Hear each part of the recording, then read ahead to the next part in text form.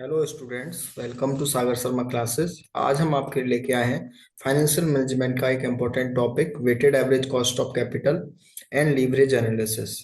सो basically financial management में जब आपको कॉस्ट ऑफ कैपिटल चैप्टर पढ़ाया जाता है तो उसमें आपके दो तरीके की कॉस्ट ऑफ कैपिटल आप कैलकुलेट करते हो। एक तो जो इंडिविजुअल सोर्सेज है जिसमें cost of equity, cost of debt, जिसकी वीडियो हम लास्ट में बना चुके हैं पहले ही। इसमें हम आपको लीवरेज के बारे में भी बताएंगे। जो तीन तरीके के लीवरेज होते हैं, operating, financial and combined leverage, उन तीनों के बारे में भी आपको इसमें जानकारी दी जाएगी। सबसे पहले स्टार्ट करते हैं। एक मिनट वेट कीजिए, हम पेन ले लें बस। Wait. So first of all, what is the weighted average cost of capital. तो लास्ट वीडियो में हमने बताया था कि आपके पास वेरियस सोर्सेज ऑफ फाइनेंस होते हैं, जैसे कॉस्ट ऑफ इक्विटी होता है, कॉस्ट ऑफ डेट होता है, कॉस्ट ऑफ रिटेन्ड अर्निंग है, कॉस्ट ऑफ लॉन्ग टर्म डेब्ट जो आप लोन वगैरह लेते हो। इनकी जो इंडिविजुअल कॉस्ट निकल के आती हैं बेसिकली, उसके बाद इनको weighted average cost of capital भी करना पड़ता है। उसकी डिफरेंट डिफरेंट प्रोसेसेस होती हैं। तो जिसको आप बोलते हो ओवरऑल कॉस्ट ऑफ कैपिटल, जिसको आप रेट ऑफ रिटर्न से कंपेयर भी करते हैं बाद में फॉर द जब आप कोई डिसीजन लेना हो फाइनेंशियल मैनेजमेंट का, उसके लिए। तो यहाँ पे weighted average cost of capital में आपको समझना है क्या क्या वेरियस मेथड्स होते हैं। वेटेड एवरेज को आप वाई यूजिंग मार्जिनल बेट्स कर सकते हो, हिस्टोरिकल बेट्स के बेसिस पे कर सकते हो, बुक वैल्यू बेट्स पे कर सकते हो, मार्केट वैल्यू बेट्स पे कर सकते हो। जैसे मैं एक छोटा सा एग्जांपल लेता हूँ। जैसे आपके पास कॉस्ट ऑफ डेट दी हुई है 10%, कॉस्ट ऑफ इक्विटी दिया हुआ है 15%, and cost of long term debt दे रखा है 15%।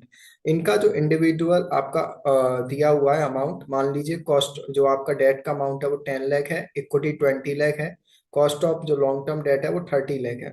ठीक है, तो यहाँ पे आप इनके वेट्स निकाल सकते हैं इस तरीके से। टोटल आपका हो गया 60। तो इनके वेट्स क्या है बेसिकली, तो वेट्स आप कैलकुलेट कर सकते हैं इनके।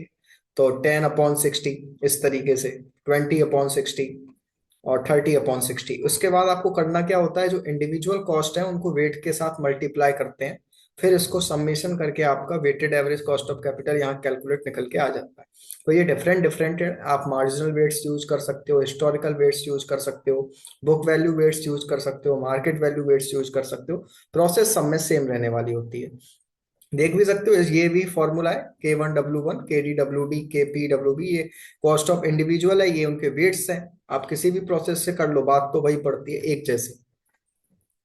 अब लीवरेज एनालिसिस, बेसिकली लीवरेज होता क्या है, दो वर्ड होते हैं, एक होता है आपका लीवरेज, एक होता है सॉल्वेंसी। दोनों में क्या डिफरेंस होता है। लीवरेज फर्म की शॉर्ट टर्म जो आपकी एबिलिटी है किसी भी लोन को रीपे करने की, वो बताता है, जबकि सॉल्वेंसी लॉन्ग टर्म जो लोन है उसको रीपे करने की एबिलिटी बताता है।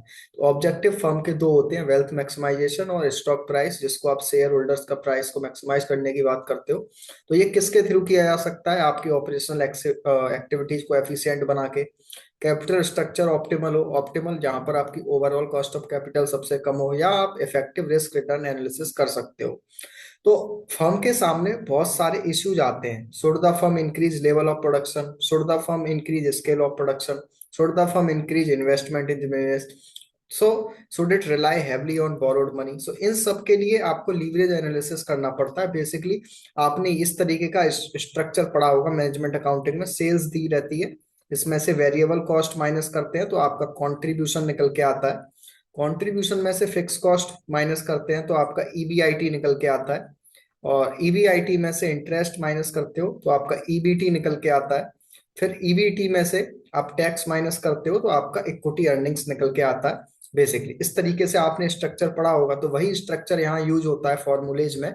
सबसे पहले लीवरेज में दो तरीके के रिस्क होते हैं, एक होता है ऑपरेशनल रिस्क, दूसरा होता है फाइनेंशियल रिस्क।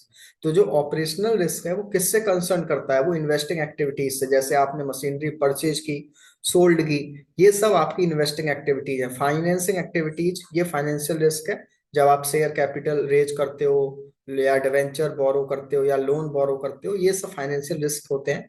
तो जैसा कि मैंने अभी ये वाला चार्ट आपको बता ही दिया था, अगर आपका contribution sales minus variable cost exceed fix operating cost and operating profit exceed fix financing cost, जब आपका लीवरेज फेवरेबल बोला जाता है। अगर ये दोनों सिचुएशन है आपकी, इस तरीके से है। आपको पता है degree of operating leverage, operating leverage का फॉर्मूला कंट्रीब्यूशन अपॉन ईबीआईटी होता है। तो ये बेसिकली रिलेशनशिप किस में बताता है, आपका कंट्रीब्यूशन में और ईबीआईटी में। ऐसे ही जो फाइनेंशियल लीवरेज है उसका फॉर्मूला क्या है, ईबीआईटी अपॉन ईबीटी। तो ये ईबीआईटी और ईबीटी में रिलेशनशिप बताता है। और जो कंबाइंड लीवरेज है वो दोनों का मल्टीप्लिकेशन होता है। It means it is the formula क्या होगा, कंट्रीब्यूशन अपॉन ईबीटी। तो ये चीज आपको ध्यान रखनी है। इनको परसेंटेज वाइज भी इनके दो फॉर्मूले हो सकते हैं। ऐसे ऑपरेटिंग लीवरेज का होता है proportionate change in EBIT upon proportionate change in sales. इसी तरीके से आप फाइनेंशियल लीवरेज देखोगे तो proportionate change in EPS upon proportionate change in EBIT. और दोनों का मल्टीप्लिकेशन करके आप कंबाइंड लीवरेज भी फाइंड आउट कर सकते हो।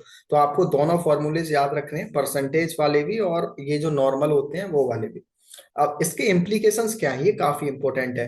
अगर आपका operating leverage has negative relation with sales और कंट्रीब्यूशन, इसका मतलब सेल्स तो आपकी बढ़ रही है, डिग्री ऑफ ऑपरेटिंग लीवरेज कम हो रहा है। फाइनेंशियल लीवरेज अगर नेगेटिव रिलेशन है विद ईबीआईटी तो ईबीआईटी बढ़ रहा है, डिग्री ऑफ फाइनेंशियल लीवरेज आपका कम हो रहा है। तो ये high degree leverages are risky, ये चीज ध्यान रखनी है। These are preferred in favourable business conditions, ये चीज आपको ध्यान रखनी है। पॉइंट ऑफ इंडिफरेंस भी एक आपका टॉपिक है। It refers to that level of EBIT at which EPS of alternative financing plan is same. जैसे आप दो फाइनेंस प्लान ले रहे हो, एक प्लान ए है एक प्लान बी है, दोनों में जो ईपीएस सेम आ रही है आपका, चाहे इन्वेस्टमेंट आपका डिफरेंट डिफरेंट होगा, तो वो आपका क्या होता है, point of indifference. If the expected level of EBIT is to exceed the indifference level of EBIT, the use of fixed cost source of fund would be advantageous from the viewpoint of EPS। तो ये चीज आपको इसमें ध्यान रखनी है।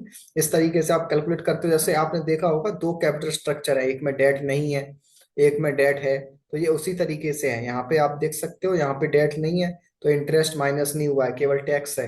ठीक है, इस तरीके से है, लेकिन दोनों में ईपीएस सेम आता है, तो ये पॉइंट ऑफ इनडिफरेंस होता है।